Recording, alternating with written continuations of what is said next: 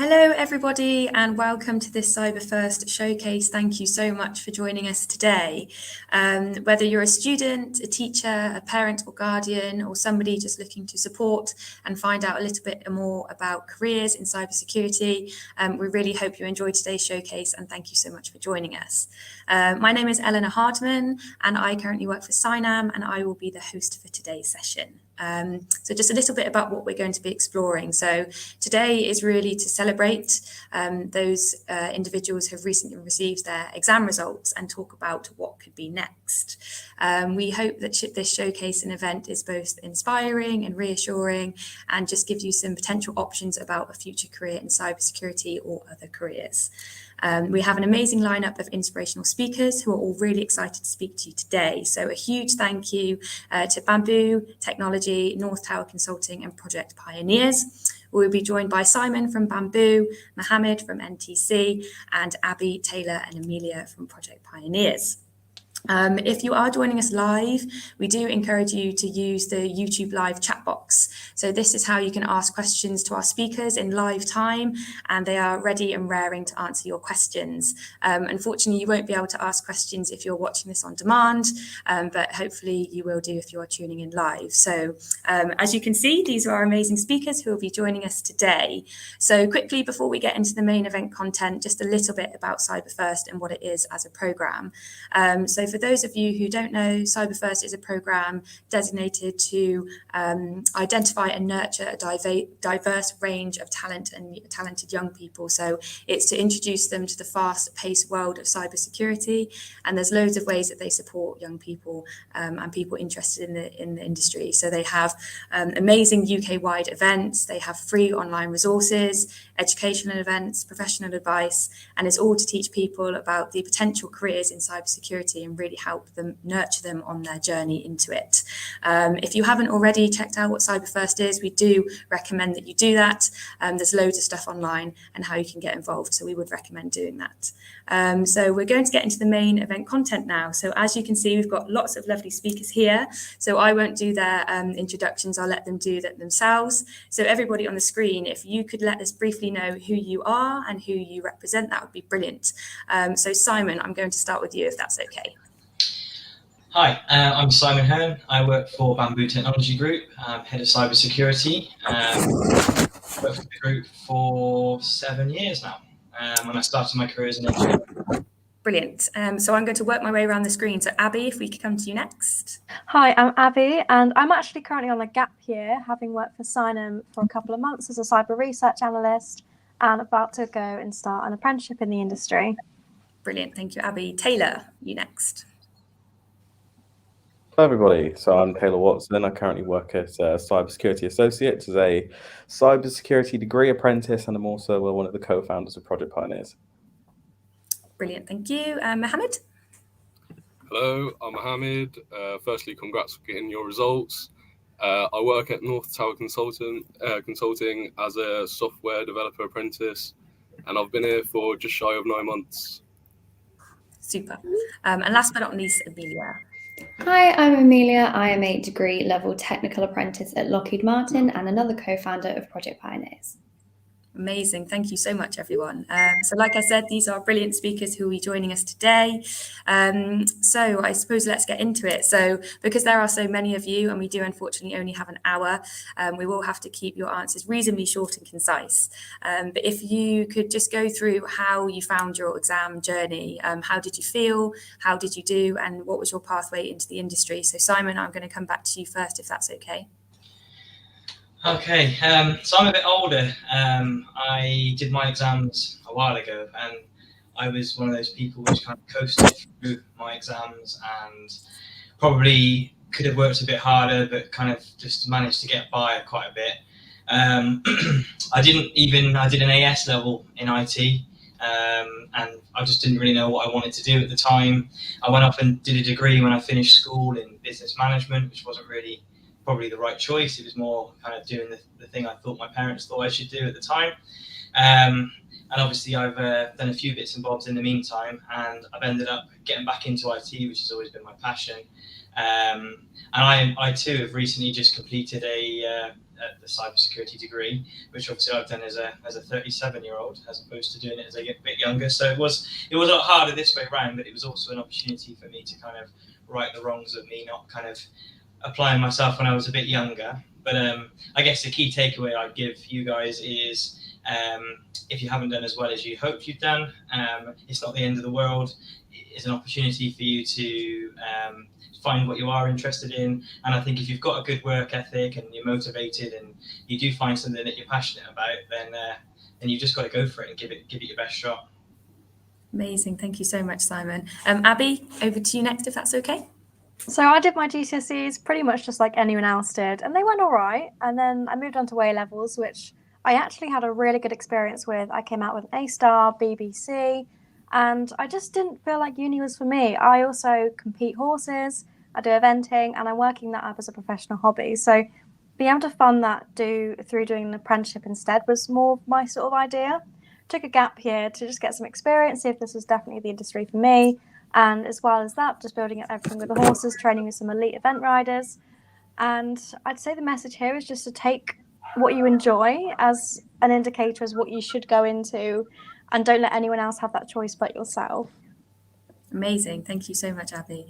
I'm going to switch it up a bit. Amelia, I'm going to come to you next. So for my GCSEs, I put an awful lot of pressure on myself, arguably too much. And I did come out with pretty good results overall. But the main thing I took away from that was for my A-levels was to not stress myself out as much and have a lot more fun with it. And I still came out with good results. I applied for uni, got into all the universities I wanted to, and then realized I didn't want to go to uni, and am now doing an apprenticeship, which is how I ended up here.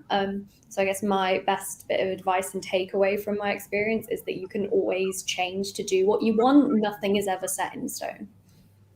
Amazing. Thank you. Mohammed, what about you? I did my GCSEs, did very well. Then I went in to do my A-levels, and I had a lot of pressure, so I revised very, very hard. And unfortunately, the week before, as my exams came up, I had an extreme case of vertigo and was in hospital for a week, so I couldn't do my exams. So I thought the world's ended, I don't have any results. But luckily, Plymouth Uni took me in. He said they understand, and they looked at my predicted grades and gave me a space there. And I went to uni, enjoyed it so much, but after 2 years, just like Abby and Amelia said, I just felt like it wasn't for me, and I ended up selling my end of year project. So I thought, oh my god, I can make software and sell it as well. And I thought, that's it. I found what I wanted to do.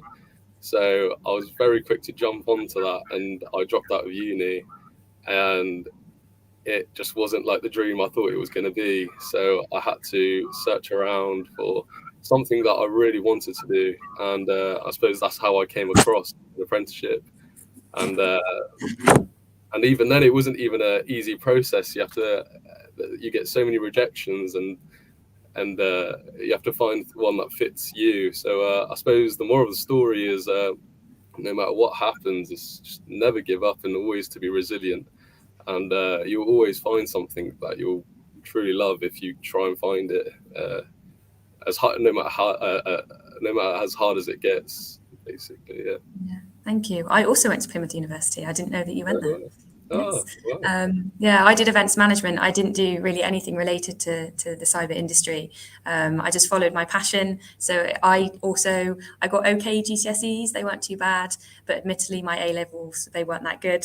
But I did manage to get into university, which is brilliant. And I absolutely loved my time at university, and I did really well. And I think the reason that I did well at university kind of versus my school subjects is because I was passionate about it and I loved what I studied.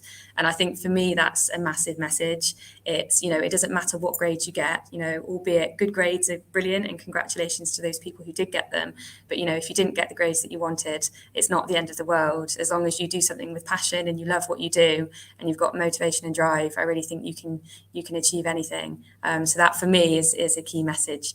in there. So Taylor, finally coming over to you. Cool. So to start off with, how did I feel during my exams? Scared, to be honest. Exams are kind of put on this pedestal of you get one shot and that's about it. You have to ace it or you get nothing.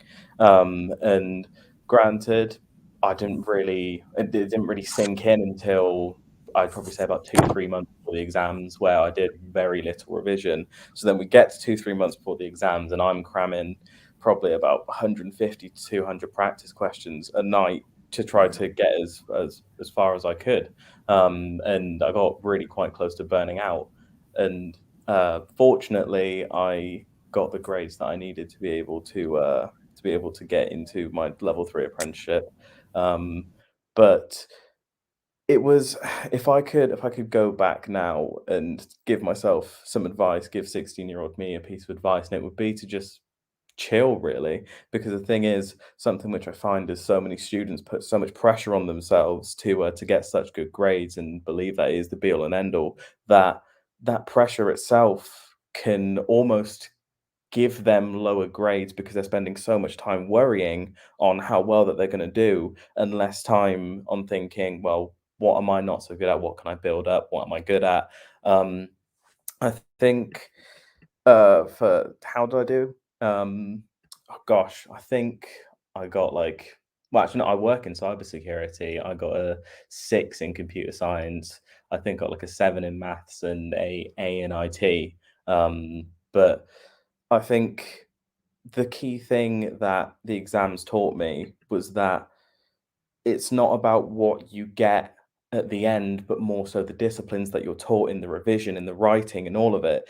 The magical part of the exams is learning the fundamentals of how to communicate what you've learned effectively and not how well you're able to answer A, B, and C of questions 4, 5, and 6.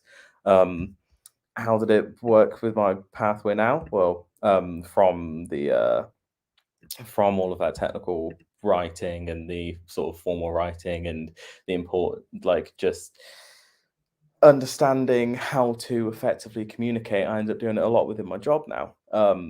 I do a lot of report writing. I do a lot of formal writing and a lot of problem solving, which it was the fundamentals of the exam, not the actual questions itself. So to carry on with the what would I say? Well, other than to my 16-year-old self to chill out, and it would also be to almost try to step out of your own shoes and understand the bigger picture of it's not just how well you can answer those questions, but how you can apply yourself and how you can learn from the entire thing of the exams. Amazing, thank you so much. So it seems like we've all had reasonably different backgrounds, but we've all ended up in the same industry and we're all very passionate about what we're doing. Is brilliant. So thank you so much, everyone, for that. That was brilliant. I guess the next thing to potentially move on to is things that you can do outside of education. So Abby, I'm going to come to you for this one. So I feel like, in my personal experience anyway, it was recommended when you went to school, you did your GCSEs, you sat your A-levels and you went straight to university. And, you know, for a lot of my friends, that's what they did because that's what we were taught to do. But I know that you took a year out, Abby, you worked with us as well for a short amount of time. So can you just explain a little bit more about that and, you know, whether or not you found it beneficial and if you'd recommend it to anyone else thinking, you know, what are my next steps? I feel like it's crazy because when I initially took my gap year, the first thing that actually happened and the reason I took it was because I had this apprenticeship offer, but it started about a week after my A-levels. And I wasn't sure if I actually wanted to work in cybersecurity at this point. And I just didn't feel in my heart it was the right one. And I've got a lot of other things going on in the background, say with the horses competing and stuff. And I thought, if I just take a year, surely I can do a lot with that time and just give myself that time to explore, see what I enjoy. And just, there's so many things you can do. There can be volunteering, other ways to get experience, working. So I was really lucky to work at Cinem and I absolutely loved working as a cyber research analyst on that project. And I did a lot of things with CyberFirst as well. So I did one of the CyberFirst courses as part of it. And that really just showed me that, okay, I really like what I can do in this industry and what I can sort of understand. And there's so many different things that you didn't initially know about the roles you can have in the industry, say with yours, for example, because you came from a different background with events management. But this year, I'd honestly highly recommend it to anyone because it's taught me so many more life skills. Having this year out of education to then bring that forwards to my next steps, there's so many things I couldn't have learned if I just dived straight in without taking this year out in between. I think there's too many things to say and how it's helped me. So to anyone thinking, do I take a gap year, do I not? You can do anything you want with it. You can go and travel, you can go and say if you compete in sport like I do, you can go and do lots with that. And I do a lot on social media with that as well, which has opened up new sponsorship opportunities for the horses alongside everything I do with cyber. And say obviously that's how Project Pioneers started as well. So I've been able to put some more time into that because I'm on my gap year. So it's been an incredible experience so far. Amazing. We'll come back to the Project Pioneers part because I'd like people watching to know a little bit more about that if they don't already. But Mohammed, I'm going to come to you next if that's okay. So obviously we've been talking a lot about getting grades, and it is brilliant if you get good grades, but I think one thing that really gets you far within cyber or any other industry for that is really having drive and motivation and being quite innovative with how you think. So you were saying that you made a product within university and you kind of went on to focus that. Can you just say a little bit more about that? Yeah, definitely. So it was really very relevant for the time. So in my end of year project, I had to create a software that was very COVID focused because it was the year of COVID actually, and so I created a software that works with track and trace for restaurants. And I didn't think anything of it. I just thought I was going to get probably a nice grade out of it until I ended up talking to a builder about it. And he was a very entrepreneurial kind of builder.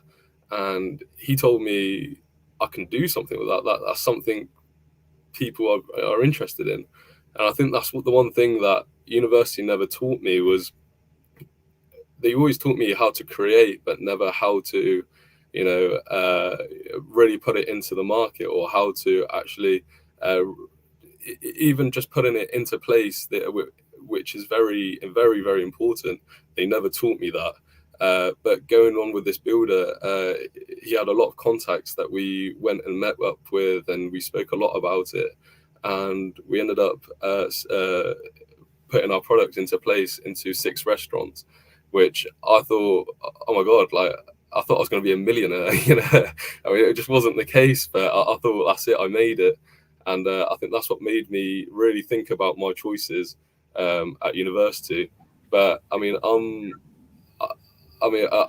got a very problem-solving brain. I love to like figure stuff out. So I never really focused on like online courses, which I mean would have saved me so much time, like Code Academy and Udemy courses. I just really just like used Google so much, like searching up every little keyword. And I think that's the biggest tool, just having that kind of search engine to just search up anything. The answer is everywhere online, and anything you want to search for, you can find. I think that's very relevant to what you'd want to do in the future. I mean, everything you want to search into and look into is just having that idea. You'd be able to find it anywhere online, and just really research into what you want to go into. And I think that's what I kept doing after I left university. I kept researching how to study and how to work and how to be in the workplace and have this like businessy route as well as going into a software route, which was my passion since being in primary school. And that's where I found apprenticeships, which I mean is the best of both worlds really. And I got very fortunate to be in a nice small company where not everyone has just one thing to do. Everyone can do a mixture of many things. So now, as well as I'm in the software development team, I also dabble in like the business team as well, and that was my dream since leaving university.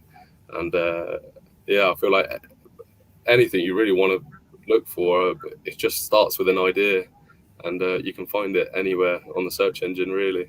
Amazing. So all about drive and passion. Yeah, I think that's hugely important. Simon, just before we talk a little bit about Project Pioneers, I just want to come to you.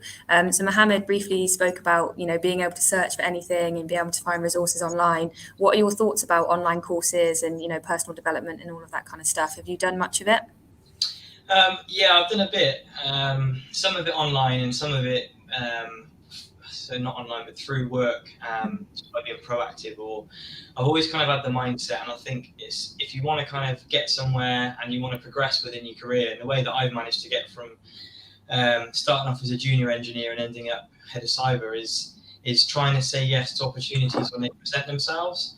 And not all of the opportunities will necessarily be right in terms of where you want to be, but you won't know until you try. But I think having that positivity and having that willingness to kind of get out of your comfort zone, step outside of the norm, and do things which are going to stretch and challenge you, and possibly, you might even struggle with. That's when you kind of learn a bit more about yourself and develop. So I, as a sort of senior network engineer for TechOp, which were bought by Bamboo in the last couple of years, was given the opportunity to become a cybersecurity auditor for the business, which at the time when the opportunity came, I didn't really know much about it at all. But I took the opportunity, did the qualifications and did the training. And that was my kind of first taste, the crossover, because obviously being a network, there's a lot of cyber elements in it. You are protecting this and understanding it, but it's all very much more technical controls. And what you learn about when you kind of get into the other side of it are the regulatory and the compliance controls and that kind of stuff, and how you have to kind of mesh a combination of technical and sort of and theoretical controls, if you like, so that you can protect the business and understanding the policies and all that sort of stuff. So that was kind of my into cybersecurity. And I think if you get opportunities, you've got to, give it a go. And sometimes you do have to just fake it till you make it a little bit until you can. Yeah. I mean, that's one thing that I'm definitely trying to do. I'm an incredibly nervous speaker, and I get very nervous public speaking, but I keep putting myself forward for things like this and, to host at events, because unless, you try and you fail, you're never going to learn. So that's another thing I think massively, perseverance, keep going, learn from your mistakes. I do that all the time, and just get better with it. Has anyone else done any online courses or any kind of personal development schemes that they'd recommend for anyone watching? Sure, I'll go. Something which I definitely recommend for students is immersive labs. So it's I don't even know how to put it other than a gift. It's an online platform where it will teach you, well, ranging from coding principles to cryptography to I don't know, the fundamentals of operating systems. There's so much more that it teaches you, and for students it's free. As long as you have a student email, have access to one, or an academic institution email, you're able to get access to their free academic program. Something else for the coders, if they aren't if they don't want to use either Udemy or Code Academy, that they can use a platform called Solo Learn, where it's another free interactive platform which I believe can teach you 27 different programming languages for free, taking you from never touching the language or its syntax before to a almost competent position. I'd say those are my two. Thank you so much. Anybody got any other recommendations? We have got a few that we can go through after, but has anyone got anything else? I've got another one. Okay. Sorry. Another one as well. If they are unsure as if they want to do coding, and they don't know any of the sort of principles or backgrounds, is that there's one called Code Combat, which almost gamifies programming. So it will take you from never typing a piece of code to understanding the sort of true principles of programming. So the first level is you have to move your player just one block. And then after you do the first level, second level is moving them right and down, and then it's right, down, and up. And it really builds upon it in a way that works with the student, and it gets more complex each time. But I'd say, well, before you know it, just from playing this game, you learn the sort of key fundamentals of programming without actually having to look at all of the confusing sort of terminologies. Amazing. So there's obviously loads out there for people to look at and hopefully learn from. I think that's massively important. Thank you so much, Taylor. Amelia, I'm going to come over to you, if that's okay, as one of the fellow founders of Project Pioneers. Can you just tell us a little bit more about it and what your kind of mission is? Yes, of course. So Project Pioneers, the aim of Project Pioneers is to bridge the gap between industry, individual, and institution. So individual being student and institution being academia. And me, Abby, and Taylor have all found that in our experiences in cyber going through, I mean, me and Abby were in a CyberFirst school, I believe Tay was as well. And going through that system, we've kind of watched it grow, and we've watched Cynam grow in Cheltenham with the Golden Valley development. And the main thing that stuck out to us was the miscommunication or lack of communication in some areas between all of these three places. And our goal is to also help students get in the door of cyber. We are all cyber students, and we've all done it in different ways. Tay got his through his work experience. I know, Abby, you went through loads of different courses and did lots of networking. And I personally got mine through the Be the Change event in 2019, where I did lots of networking and met someone from Lockheed Martin. So we want to really open the doors for the students and also teach them, or at least open their eyes to soft skills like networking that you may not have thought of originally, and skills you'll use in your everyday. I know that we each have our own different individual like motivations for Project Pioneers. Mine personally being trying to connect businesses and students, because I think in the day and age we're in, especially with cyber and the amount of cyber businesses in Cheltenham and the just popping up everywhere, it's really important to connect them together. So yeah, Project Pioneers, that's kind of the aim of it. And we want to try and do it through speak talks in schools, keynote style talks on different topics that we found from our market research, events like this, and like handing out resources and just like connecting students and businesses together as well. Amazing. It's so refreshing finding young people who want to help and inspire other young people. So yeah, massive congrats on that. So I think that's kind of it for this section, unless anyone had anything else that they wanted to say or any kind of key messages they wanted to share. We've got some slides that we can go through about next steps for people. So university routes or apprenticeship routes, but has anybody got anything, any burning statements they'd like to make before we move on to that section? Just to add on to that, on our website, projectpioneers.org, we have a page called Useful Links, which will be, well, we have some of the resources which are mentioned today, but it will be a continuous growing page where any new things that we find, any new things which will be recommended to us will just pop on the page. Super, thank you. And I suppose another thing to mention, the CyberFirst website has loads of resources, free resources that you can check out to help with your personal development and to find out about who's in the industry and kind of next step options, which is really great. I suppose one thing that, you know, we could talk about before moving on to the, you know, kind of next steps and what could be in terms of people's career is just going back to the kind of emotional side of the exams. So a few of you on the call mentioned that you felt quite stressed and you put yourself under a lot of pressure.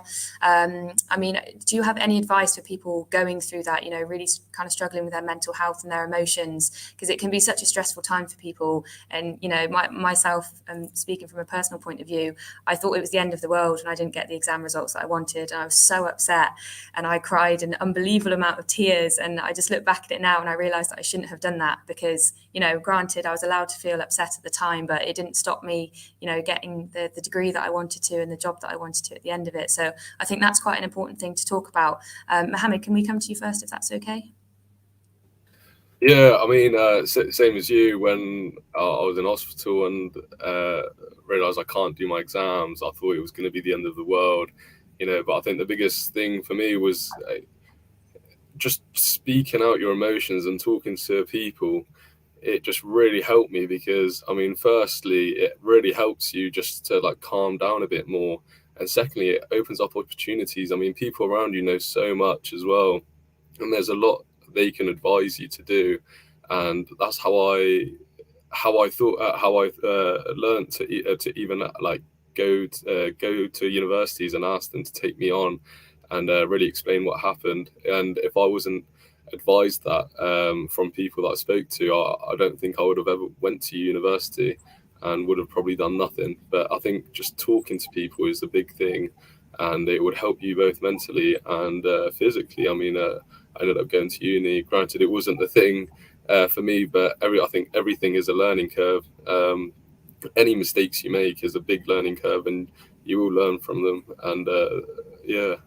Yeah, thank you. And Amelia, I know you said in your intro you've put quite a lot of pressure on yourself during your exams. Can you kind of share any tips or tricks, or kind of how you coped with it, really? Yeah, definitely. So as I said, I put a lot of pressure on myself. I think part of it is also obviously you're at school, you're surrounded by school. It's the majority of your life when you're younger, or at least younger in my case. And I think from that, you kind of get bombarded and almost surrounded by exams and thoughts of exams.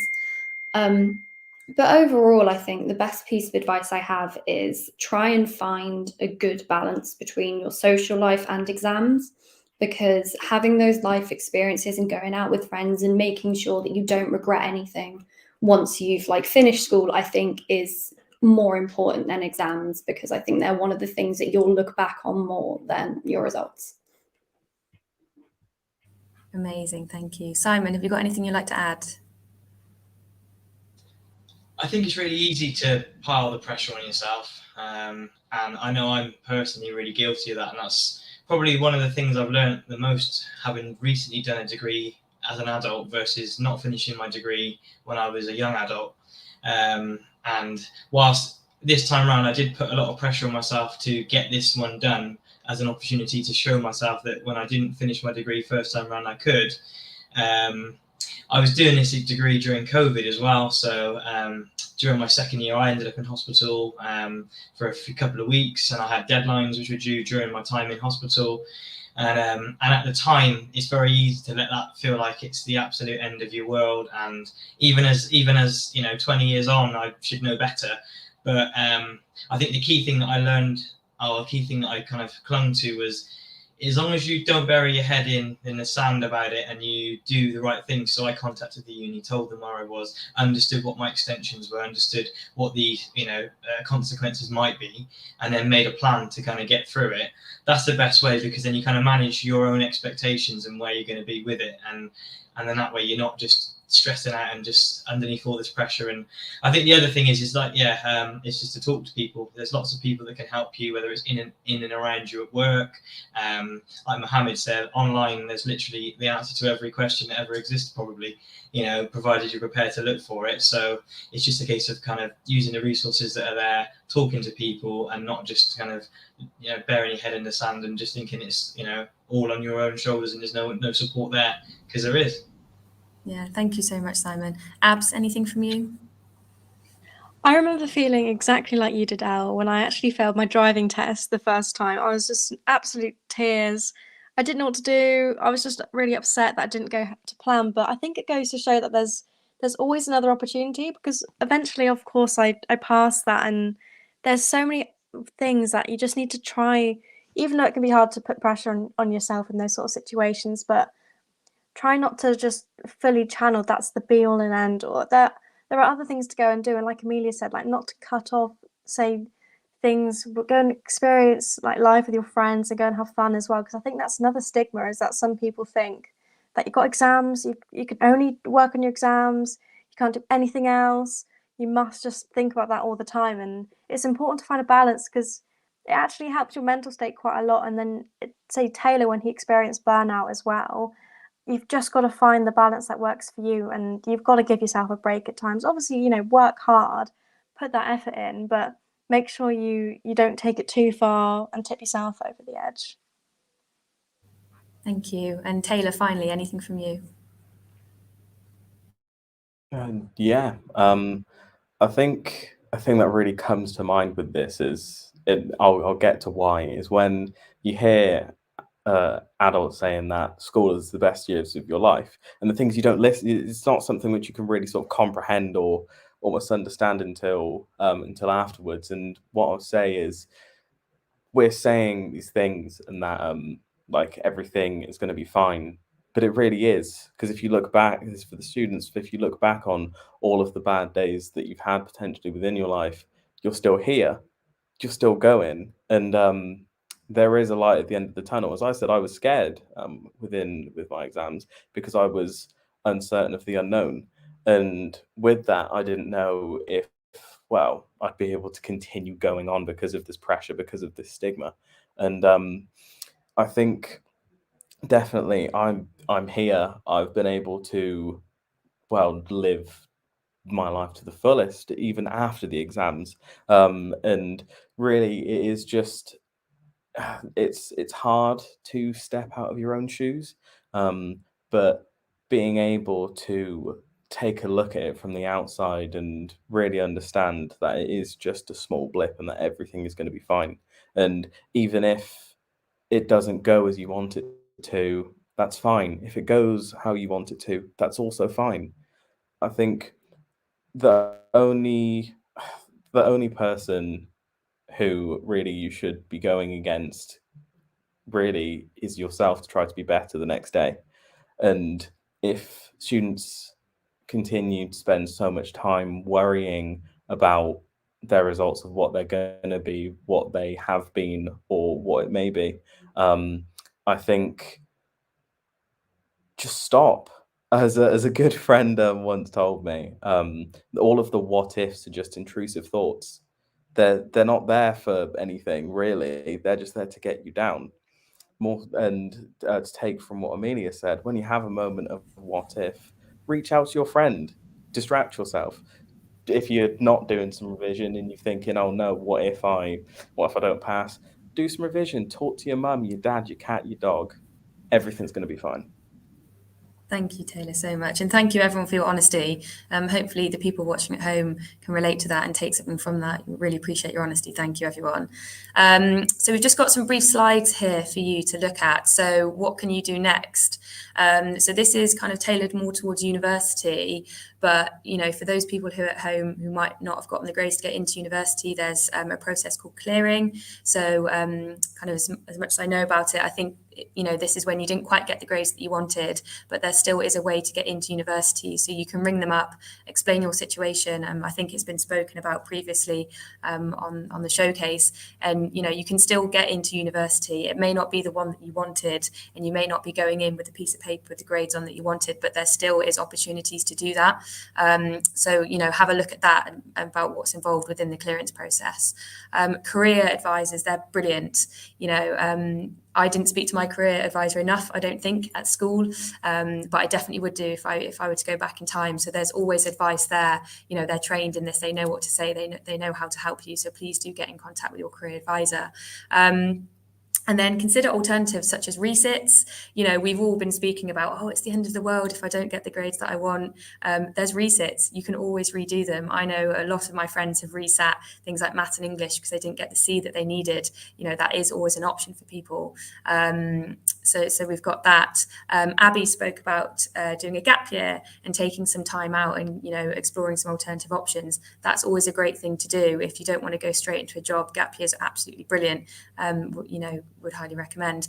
And then the apprenticeship route. So again, we've spoken about apprenticeship quite a lot on this showcase, and that is definitely something to explore. If you don't necessarily want to go to university, you might not want to do a gap year, you want to keep learning, but you also want to work. It's a really good hybrid of the two. So apprenticeships are brilliant. I know that Taylor, has something that he'd like to say about the careers advisor. So Taylor, anything from you? So in my case, I'd probably say that my job is heavily because of my careers advisor, because when I was at school, well, I ended up finding myself in the careers advisor's office, I'd probably say at least 4 or 5 days a week for the lunches, because I ended up getting introduced to her because we went on some school trip, but she ended up just giving some advice, and the thing is, I thought, well, this is kind of good. So then what I did was I was able to think of almost a kick up the backside to start considering my future. So then I went for 1 day a week to the career advisor, then I went 2, 3, and then as I went as much as I did. And being able to have someone professionally who isn't your parents, who aren't your teachers, without an ulterior motive other than to just see how you're doing, and how and potentially help you with your future. The worst that if you go to a careers advisor, really, there's not really anything bad can happen. The worst thing that can happen is that the advice isn't for you. But you could be in my situation where it's some of the best advice you've ever been given. And really, what is it worth other than one lunchtime that could really change your life? Thank you, Taylor. Thank you. And then we've got one more slide. So this is more about apprenticeships. So there's a brilliant government apprenticeship database. The link is just there on the screen. So if you think you might want to do an apprenticeship, or you don't know if you do and you might do after watching this, definitely go and have a look at the options. There's so many courses that you can do. It's not just cyber specific. Obviously, this has been mainly about cybersecurity, but there's so many apprenticeships you can do, and they're brilliant. So definitely have a look at that. Depending on where you are, if you just go into Google and search apprenticeship training providers in your area, we've been speaking a lot about Cheltenham and Gloucestershire because I believe that's where we are all based. But apprenticeships are UK wide. They're not just where we are. So definitely have a look at your local providers and have a look for those. Find a company that you'd like to work for. If you know of a parent's friend who works for a company, or another friend who's just got a job at this company and you think that you'd like to work for them, get in touch. Just because then they might not be advertising for roles doesn't mean they don't want new people and fresh talent and fresh ideas. So definitely, find maybe a list of 3 or 4 companies that you'd really like to work for and reach out to them. Always worth doing. And again, your school or your college careers advisor, like Taylor said, the advice might not be relevant to you, but sometimes it can be amazing and it can really help you on your journeys. So Taylor, you had said one more thing. So talk to your career advisor about apprenticeships to start the conversation with them. Taylor, in your experience, did your career advisor say much about apprenticeships? Yeah, so with me, I come from a kind of lower working class background, so I didn't really grow up with the most, and because of that, university was a nice option, but I had this sort of looming thought of it's just this idea of debt, which it isn't. That's been clarified to myself now, but even so, at the time, I had this looming thought. And what my career advisor said is, well, what about apprenticeships? And then I sat down and then told me everything that I needed to know, and ended up, well, as Amelia said, I got this sort of work experience. That work experience was because my careers advisor put me forward to the head to, well, send me to the place which send me for work experience at the place which I currently work. And again, it was just from that conversation about, well, now apprenticeships that helped me get into this position. Thank you. Super. So I suppose we're about to wrap up. So if I could come back to everybody on the screen and just ask for one last word of advice for the people watching at home, what would it be? So Simon, I'll start with you if that's okay. I guess my advice would be just to recognise that the only person that you got to compare yourself to is yourself, and that when you're progressing through your career and your life, you're on your own little journey, and it's very easy. We all do it. We all look at what our friends are doing and people at the same age and how well they're progressing and where they are in their careers. But we're all on a little different journey. So if you do take a year out, or you didn't get the grades that you thought you might, or I worked in a bank for 10 years before I got my career in IT going. So it is possible to do different things and try stuff, and some stuff will work and some doesn't. It's all part of the learning experience. And I think that sometimes if you do a few different careers before you find the one that you really want, it just gives you some of the skills which you can then take on into that career and use them. So just, you're on this journey and kind of enjoy it, but don't compare yourself too much to what other people are doing, and just worry about improving yourself. Thank you so much, Simon. Amelia, I'm going to come to you if that's okay. Yeah, sure. I guess my final piece of advice is going to be, it's never too late to change your mind on something and to change your career path. And there's also nothing wrong with changing your mind or changing your career path and not being sure what you want to do. Thank you. Taylor? I think I'd say never be too shy to reach out for help, because if you can find someone where if you can find a role model and shoot the question of how do you do what you do, or how did you get to what you do? These are people who really, well, they spend their entire life doing what they love, and they'd love to talk about what they do. And you'd be surprised how many people that I've spoke to who even in the highest positions, I've said, hello, I'm small me, can you please just give me some advice, anything? And well, I've had long relationships with them where it's been calls, emails, texts, whatever, and it's really helped just because I just went out there, cast the line, say, can I please have some help? And they did. Amazing, thank you. Abby, anything from you? I'd say explore with as much as you can with your passions. I love so many different things, so I find it really hard to pinpoint what I specifically really wanted to go into the most. So I'd say explore all your different options, what sort of avenues you can take, uni, apprenticeships, take a gap year, go and experience different things in life. And if you enjoy doing it anyway without getting paid for it, you probably really like it. And if you're going to dedicate time to it, there's so many different ways you can get into different industries. And I mean, just take that time. If you're on a gap year, take some of that time and just sit down and don't feel guilty about it. Just sit down and think, what do I really want to do? You can brainstorm it, write it down. And yeah, if you're passionate about it, I feel like it will always speak to you. Thank you. And finally, Mohammed, anything from you? Well, I think everyone's really summarised it very well. I just think you have to think when one door closes, another opens, and there's plenty of opportunities out there. And the biggest thing is just to be resilient in finding those opportunities. You've got to want to go and get it. But the biggest thing of all is just to enjoy the journey. I mean, it's a massive journey of life. You've got to enjoy every step, no matter how low it is or how high it is. It's never just going to be a straight road. And you will always look back on it and think how great it was. Thank you so much. Yeah, I think, and final thing from me, I think just love what you do it with confidence, put yourself out there, put yourself in new situations, and just learn from your mistakes and embrace them as well.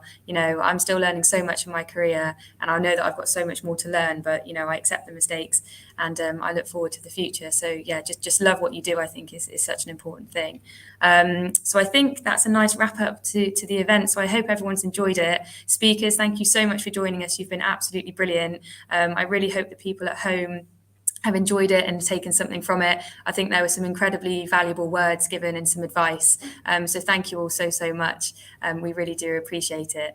And yes, good luck to everyone watching with what you do, no matter if it's an apprenticeship, university, gap year, anything, no matter what you do, good luck with it. Don't panic. There are always people waiting to help. So thank you so much, and goodbye.